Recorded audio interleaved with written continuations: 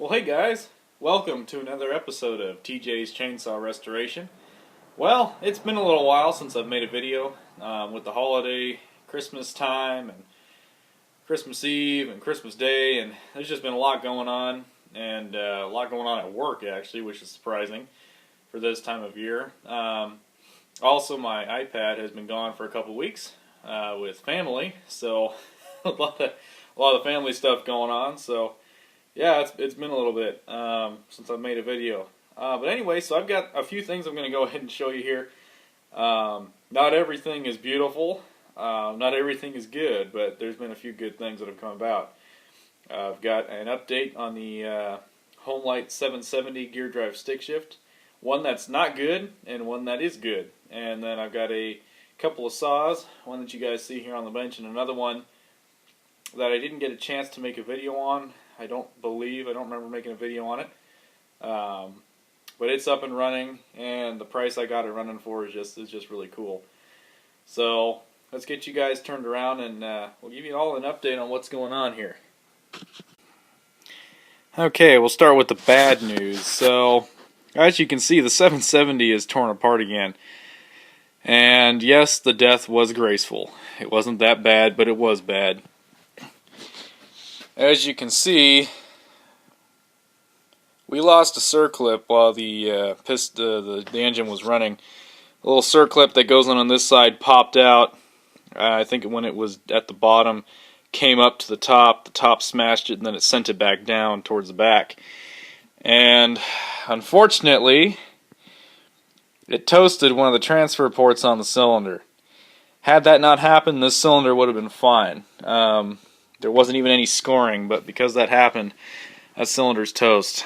I've already got a new piston. I'll get new rings ordered and new circlips, and I'm trying to get a hold of another part saw to get a cylinder off of.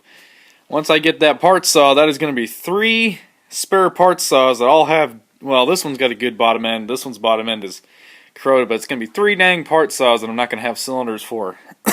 So, man, other than that, I really don't care. I just want to get that thing back up and going because, check this out. We got a nice original Homelite 42-inch hard-nosed bar. And the price was free. I couldn't believe it. So, a perfect bar for a restored saw to keep it original. And I already cut myself the 404 chain. So, this bar here is off of a saw that's currently at the shop. It's only about 31 inches, I think. But that saw, when I get back, I will show you guys. This little guy here is a Homelite EZ. It's the original EZ. I've got no spark, and I'm trying to figure out if it's a bad condenser or a coil currently because the points are clean. Might just be a grounding issue because, as you can see, things are pretty dirty down there. So, we'll get to work on that. This saw here is the one that I just got going. This is a Homelite 420, 4 horse, 20 pounds. And it is a neat old saw. It's been sitting for probably 20 years in a guy's shop. And when he saw how I'd restored the 770, he said, "Here you go, here's another project." So, I got this one running. This one was also free, and the money I've got into it is about $20. Fuel line, filter, and a carb kit. A little bit of time. The tank's going to have to be pulled again and flushed out again, as I need to let it sit in some acetone for a while because there was just some gunk on the bottom that refused to break loose. Also, it needs a new fuel valve, which I'll get, but that one I got broke loose, and it's been working pretty good. You guys might recognize this roller nose bar and the chain. If you guys remember, you might have seen it in past videos. I don't know if I brought it up yet or not, but this is a roller nose bar and chain that I got with that 770 originally. And after 2 months of soaking, that roller nose finally broke loose, and I've been able to get that chain to break loose, and I am just itching to go cut some wood with this beast. So, yeah. Well, that's really all that's happened in the past couple weeks. Also, like I said, I can't remember if I showed you guys, but I also picked up a Homelite C5. This is a new addition to the collection. This one runs like a top. Had a brand new 404 chain on it too. So looks like I'm gonna have some cutting videos to make, but that's just an update on what's going on. And the pile's growing. I'll get this one hung up. What I'm doing is I'm starting to hang them on the rafters now. As you can see, the pile's starting to grow. And that 044 I might be trading for a 461.